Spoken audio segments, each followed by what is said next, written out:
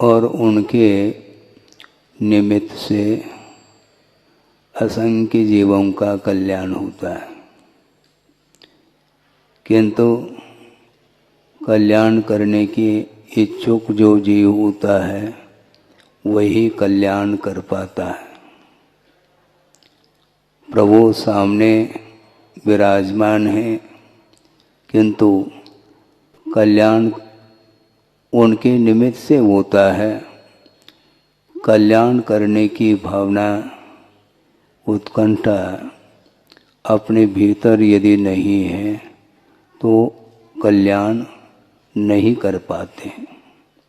उनका कल्याण हो चुका है, उनकी आराधना करने से हम लोगों का कल्याण हो सकता है। बहुत पुराना प्रसंग आपके सामने रख रहा हूँ कि तीर्थंकर जो होते हैं वे दीक्षा के पूर्व उनका जीवन सबको ज्ञात है।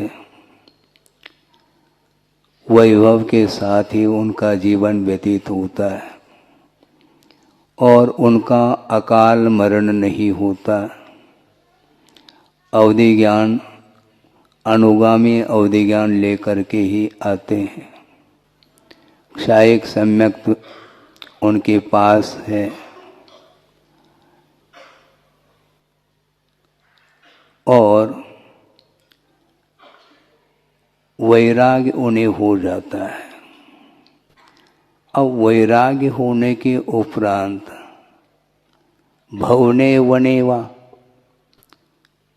चाहे वह भवन में रहे चाहे वन में रहे, इसमें कोई बाधा तो है नहीं। सामायिक पाठ में बोलते हैं, दुखे सुखे वैरिणी बंधु वर्गे योगे वियोगे भवने वनेवा निराकृता शेष ममत्व बुद्धे समम मनो मेस्तु सदापि नाथ। ये पंक्ति पढ़ते हैं। अब मन में ये विचार उत्पन्न होता है, निश्चित रूप से उसी भव से उन्हें केवल ज्ञान की उत्पत्ति होगी और निर्वाण का लाभ होगा। इसको कोई रोकने वाला नहीं। तो ऐसी स्थिति में चाहे भवन हो चाहे वन हो, उसमें भेद तो है नहीं। किंतु वैराग्य जब उत्पन्न होता है, वह कहाँ पर उत्पन्न हुआ? उन्हें भवन में ही उत्पन्न हुआ है ना। जब भवन में ही वैराग्य उत्पन्न हुआ तो वैभव के प्रति लालसा तो रही नहीं। फिर उसी भवन में रह करके आत्म साधना करने में बाधा क्या है? बाहर क्यों निकलते हैं? वो बहुत बड़ा प्रश्न खड़ा है सामने। लेकिन गुरुदेव भी ये कहते हैं, उन्हें निश्चित रूप से केवल ज्ञान होगा साधना के माध्यम से, किंतु साधना करने के लिए उपयुक्त क्षेत्र की बड़ी आवश्यकता है। प्रारंभिक अवस्था में, प्रारंभिक अवस्था में चाहे वो तीर्थंकर हो चाहे वो सामान्य कोई भी साधक क्यों न हो, उपयुक्त स्थान के बिना मन संतुलित रह नहीं सकता। मन को केंद्रित करने के लिए, मन को संयत बनाने के लिए जो उपयुक्त क्षेत्र है उसका आलंबन लिया जाता है। इसलिए भवन से वो बाहर निकलते हैं, क्योंकि भवन के संस्कार भी तो रह सकते हैं।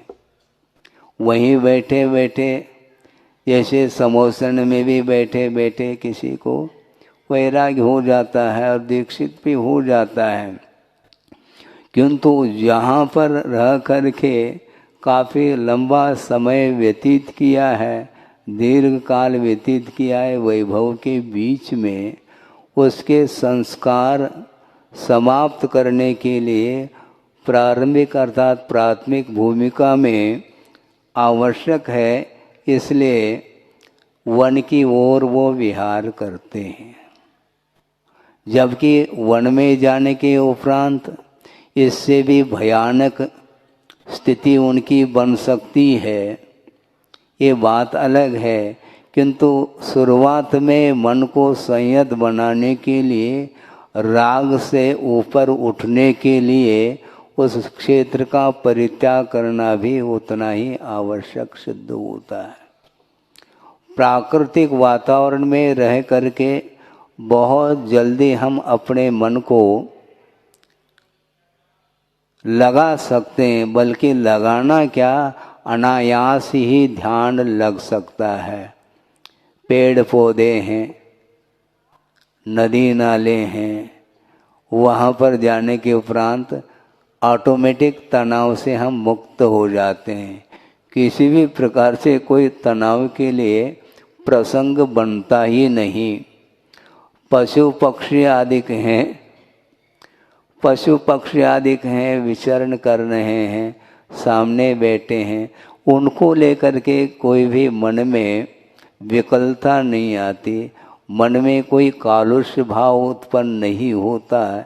किंतु साधर्मी के बीच में एक क्षण निकालना भी कठिन हो जाता है, और उसमें भी परिचित व्यक्ति के बीच में रह करके तो बहुत ओम शांति हो जाती। पक्की बात है, मन लगता नहीं, मन वहीं जाता है। सामने बैठा है, आकर्षण। गिरनार की बात है, पहाड़ पर पहुँचे हैं संग सहित आचार्य महाराज, वहाँ पर 2-5 मिनट के लिए बैठे हैं एक चट्टान पर, और वहाँ पर पक्षियों का कलरव सुनाई पड़ रहा है। उनका कहना था कि देखो, यह कलरव आपके लिए डिस्टर्ब नहीं कर रहा है, क्योंकि उनके साथ आपका कोई भी संबंध ही नहीं है, और जहाँ पर संबंध है वहीं पर आपको व्यवधान उपस्थित होता है। तो संबंध रखने के लिए कहा किसने? पहला संबंध करो, फिर बाद में तोड़ो। तोड़ने के लिए मेहनत करो, हाँ, और टूट भी जाए तो भी संस्कार बने रहते हैं, जिसको वासना काल बोलते हैं। तो इसलिए बार बार गुरुदेव का यही कहना रहता है कि किसी भी प्रकार से मन से, वचन से, काय से चेतना चेतन जो बहिर्भूत वस्तु हैं, उनके साथ कोई भी संबंध जोड़ना नहीं चाहिए। इसलिए एक हाइकू उन्होंने दिया है, जोड़ो न जोड़ो, जोड़ा छोड़ो, हाँ, जोड़ो तो बेजोड़ जोड़ो। अब ये हाइकू अपने पास ही है, अपने जेब में ही है वो, इसके बाद भी उसका उपयोग समय पर हम नहीं कर पाते। आपने कहा कि उपदेश दे करके सूत्रों के माध्यम से अपने जीवन को कृतार्थ कराइए, ये भाव रखा है। और हम ये पूछना चाहते हैं, आचार्य महाराज ने जो दिया है वह न कोई दे सकता है न दे रहा है। हाँ, नहीं दे नहीं रहे, दोहरा रहे हैं। हम बार बार दोहराते हैं इस विषय। उसके बिना हमें आनंद आने वाला नहीं है। मैं को भूलना है, मैं को भूलो, मैदान में आ जाओ, ये कहते हैं गुरुदेव। मैं का त्याग करो, मैं का विमोचन होना चाहिए। मैं का कभी प्रयोग करता, कभी हम का प्रयोग करता, हमने कहा है, हमने किया है, हमने दिया है। ये जो हम ये ठीक नहीं। उन्होंने दिया है। एक न हम अपने तरफ से हाइकू बना पा रहे हैं, न कोई दोहा लिख पा रहे हैं, न कोई छंद लिख पा रहे हैं, फिर भी स्वच्छंद होकर के ये कह दें कि मैंने दिया है, गलत बात है ये। कह नहीं रहे, कहने का भाव आ सकता है ना, वो भाव किसी को दिखाई थोड़ी देता है। सामने वाला सुन रहा है, प्रवचन सुन रहा है, मान लो मंत्र मुग्ध होकर के सुन रहा है, और बीच बीच में वह तालियों के माध्यम से भी अपने भावों को व्यक्त कर रहा है। उन तालियों के गड़गड़ाहट से भीतर यदि मान लो वक्ता के मन में तरंग उत्पन्न होने लग जाए तो इसी को तो तोड़ना है। हाँ, ये तरंग ही व्यवधान उपस्थित करता है। रंग, तरंग, अंतरंग, ये तीन चीजें हैं, और बहिरंग अलग है। तो बहिरंग से भीतर आना है, और आत्मा में प्रविष्ट होकर के जो साधना करता है उसकी आंतरिक साधना मानी जाती है, और ये मोक्ष मार्ग में बहुत महत्वपूर्ण साधना मानी जाती है। शारीरिक दृष्टि से जो साधना की जाती है वह अपने शक्ति के अनुरूप ही उस साधना को हम कर सकते हैं, बहिरंग तप आदिक। किंतु बहिरंग तप का प्रयोजन भी अंतरंग तप के विकास के लिए किया जाता है, यह प्रयोजन माना है। तो मैं क्या कह रहा था, मैं दे रहा हूँ, ये पुनः संबंध हो गया ना दूसरे के साथ। इसलिए जुड़ो न जोड़ो, किसी से जुड़ना नहीं, न किसी को जोड़ना। और अज्ञान दशा में जोड़ा है तो छोड़ो, जुड़ो न जोड़ो, जोड़ा छोड़ो उसको। आज्ञा प्रदान कर रहे हैं आचार्य महाराज, उपदेश नहीं दे रहे हैं, क्योंकि उपदेश को हम मानते नहीं, आज्ञा देने की आवश्यकता पड़ती है। जोड़ा छोड़ो, उसमें मुस्कान नहीं मिलेगा, ये भी ध्यान रखो। छोड़ो, हाँ, आज्ञा है। और जोड़ो तो, क्योंकि जोड़ने की आदत है तो कोई बाधा नहीं, जोड़ो, किंतु बेजोड़ जोड़ना चाहिए। कौन बेजोड़ है मैं बता दो, कोई नहीं है। गुरु है, उनको जोड़ेंगे, उनको हृदय में स्थापित करेंगे। क्योंकि गुरु बोलते किसको, को गुरु अधिगत तत्व, ऐसा कहा। जिन्होंने तत्व को प्राप्त कर लिया है, जान लिया है, उसका नाम गुरु है। को गुरु अधिगत तत्व है। तो इसलिए हम उन्हीं के साथ संबंध स्थापित करना चाहते हैं, और उनकी आज्ञा है।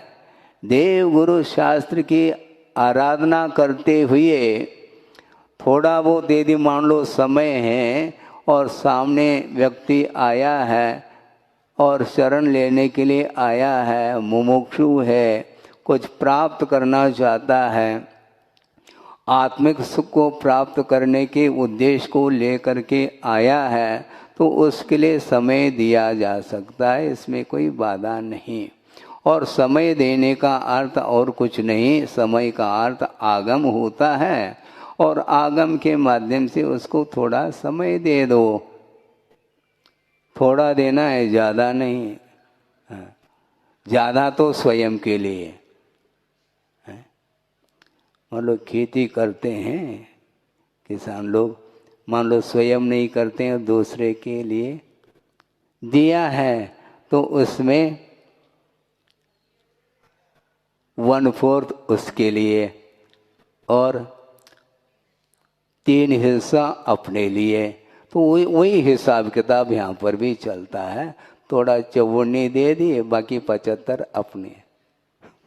तो पक्की बात, क्योंकि कहा भी है जम सक, ऐसा कहा, स्वयं के लिए नहीं कहा जम सक है, किंतु दूसरे के कल्याण के लिए जितना शक्य है उसका अनुष्ठान हम कर सकते हैं, उसको धर्म की ओर अग्रसर कर सकते हैं, वह चाहें तब की बात है। भीतर की यदि इच्छा नहीं है, स्वहितम उपलिप्सो, अपना हित चाहता है तो उसके लिए दिया जाएगा, वरना नहीं। तो इसीलिए मैं दे नहीं रहा हूँ, जो दिया है, दिया दे दिया है, तो उसको उसी प्रकाश में कोई बैठना चाहता है तो बैठे। सामूहिक स्वाध्याय चल रहा है, यही एक धारणा बना लेनी चाहिए। मान लो हम स्वाध्याय कर रहे हैं तो मैं स्वाध्याय कर रहा हूँ, ऐसा नहीं। हम पढ़ा नहीं रहे हैं किसी को, हम सामूहिक पढ़ रहे हैं। अकेले पढ़ते थे, 10 व्यक्ति आ गए मान लो तो ठीक है, सामूहिक भोजन कर रहे हैं। पहले भोजन अकेले कर रहे थे और 2 व्यक्ति आ गए मान लो, आइए बैठिए, इसी में से बांट करके ले लो। तो वही स्थिति, मैं दे नहीं रहा हूँ, इस प्रकार की धारणा को हमें समाप्त करना है। क्या देना है, हमने तो लिया नहीं अभी तक और देने के लिए बैठ गए। एक बार कहा था किसी ने, न